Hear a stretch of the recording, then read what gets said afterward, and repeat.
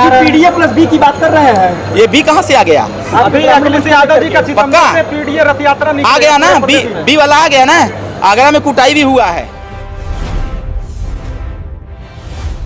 Purvanchal diary news ग्रामीण स्तर तक जाएंगे, उनको बताएंगे कि सुहेलदेव भारतीय समाज पार्टी चाहती है कि उत्तर प्रदेश में जो बेरोजगार युवा हैं उनको रोजगार प्राप्त हो। रोजगार प्राप्ति का सिर्फ बताएंगे नहीं, उनको यह भी बताएंगे कि रोजगार तभी हमको प्राप्त होगा जब लघु और कुटीर उद्योग ब्लॉक स्तर पर स्थापित होगा और हमारे प्रदेश का युवा यहीं पर कार्य करेगा।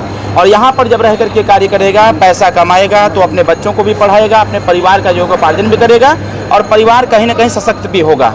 इसके साथ साथ हम लोगों की मंशा ये है कि आने वाले समयों में, अगर वर्तमान समय में शिक्षा बहुत महत्वपूर्ण है, तो उसी प्रकार से आने वाले समयों में तय किया जाएगा कि लड़के और लड़की की पढ़ाई निःशुल्क हो।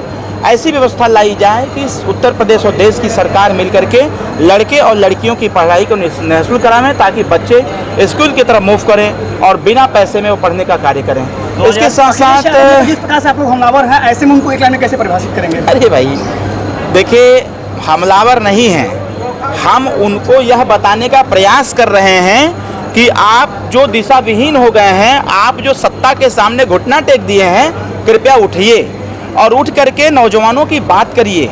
उठ करके महिलाओं का जो 37% आरक्षण है उस पर वार्ता करिए।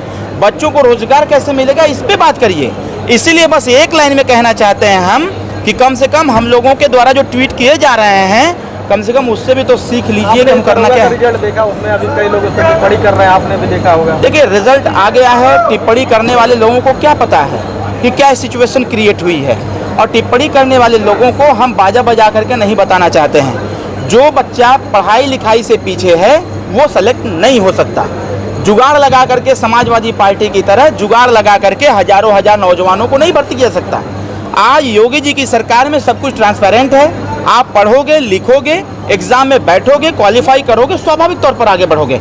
किसी मंत्री के, किसी विधायक के, किसी सांसद के कलम से कोई दरोगा और सिपाही नहीं बन सकता है। पॉलिसी बदली है, सिस्टम बदला है, सारी चीज़ें धरातल पर दिख रही हैं। इसलिए मैं बस यही कहना चाहूँगा, रिजल्ट में भी ऐसा नहीं है कि हमारे कम्युनिटी के लोग नहीं हुए हैं। पूर्व में जो रिजल्ट आया था उसमें हमने स्वतः, हमारे करीब 8-10 लड़के इंटरव्यू से छूट गए थे, उनको कराया गया। लेकिन पेपर लीक क्यों हो रहे हैं? कहाँ पेपर? दरोगा पेपर लीक हुआ क्या? तमाम पेपर लीक हुए हैं। जब पेपर लीक करने वाले कौन लोग हैं ये भी तो बताइए हमको। पेपर लीक करने वाले वही पुराने साथियों के साथी हैं जो लोग अपनी आदत से बाज नहीं आ रहे हैं, जो लोग यह समझते हैं कि सिस्टम हम फाड़ के ही रखेंगे। तो बच्चों के भविष्य से के साथ खिलवाड़ तो वही सब कैसे जोड़ेंगे अपने जी? समाज के युवाओं को, समाज के युवाओं को, जैसे जिस हिसाब से आप बात कर रहे हैं, हाँ? शिक्षा की बात कर रहे हैं, तो समाज में देख ही रहे हैं कितना पीछे है समाज। हम लोग तो चाह रहे हैं, इसलिए जो कैसे जोड़ेंगे गरीब तबके को, जानते हैं? हम लोग चाह रहे हैं कि देश स्तर पर ऐसी व्यवस्था बनाई जाए कि कक्षा 1 से लेकर 5 तक सारे कॉन्वेंट विद्यालय बंद कर दिए जाए। सरकार तय करे। अगर सरकारी तंत्र के माध्यम से सरकारी विद्यालय खोले गए हैं तो चाहे जो हो ऐसी व्यवस्था बनाई जाए, चाहे जिसके घर का लड़का हो, कक्षा 1 से 5 तक उनको प्राइमरी विद्यालय सरकारी में पढ़ना अनिवार्य किया जाए। पहला काम।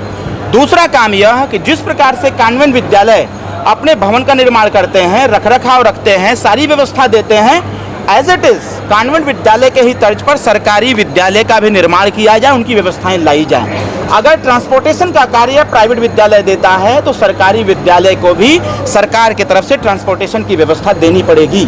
अगर एसी की व्यवस्था है तो एसी भी देना पड़ेगा। शिक्षा में सिर्फ कहने से बदलाव नहीं होता। जब तक सिस्टम नहीं बदलेगा, तब तक सिस्टम नहीं बदलेगा, तब तक शिक्षा का स्तर भी नहीं बदलने वाला। 2027 में मुख्यमंत्री का चेहरा कौन होगा? हम ही को बना दीजिए। सीट लाएंगे तभी तो बनेंगे। भाई मैं क्या कह रहा हूँ, अभी हमारे योगी आदित्यनाथ जी उत्तर प्रदेश के मुख्यमंत्री हैं, उनके नेतृत्व में काम चल रहा है। यहाँ अभी मुख्यमंत्री का प्रश्न नहीं खड़ा होता है। अगर आपका प्रश्न यह रहता कि कितनी सीट आप पाएंगे, तब मैं बताता।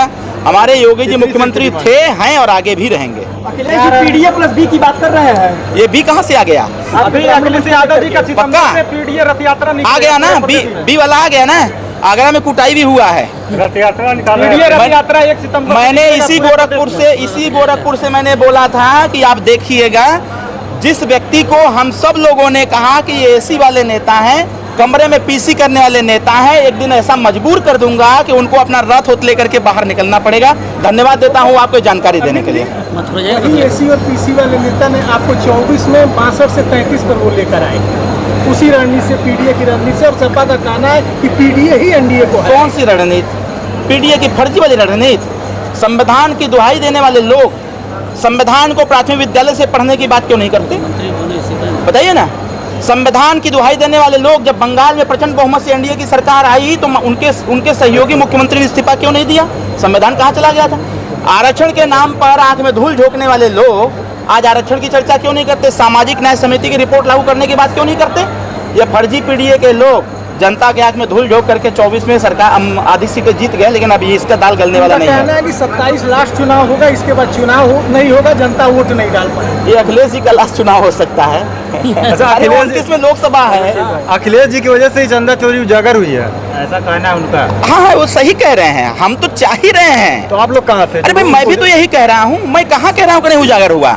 उनके एजेंट ने वहां से सूचना दिया कि भैया काम हो गया है, अब इसको आप पटल पे लाइए। उनके एजेंट ने कर रहे हैं तो हो तो गया है, साबित करें। स्वाभाविक अगर तौर उनको पर सूचना है। दिया गया तो एसआईटी ने जिस चीज का रिपोर्टिंग पेश किया, आधी जांच हो गई है। जो लोग दोषी थे वो जेल के अंदर हैं, बाकी जांच चल रही है। जो मुख्य है एसआईटी के, उनके ऊपर खुद भ्रष्टाचार का आरोप है, तो वो कैसे? अभी सिद्ध नहीं ना हुआ है ऐसा कुछ, उनके कहने से हो जाएगा क्या?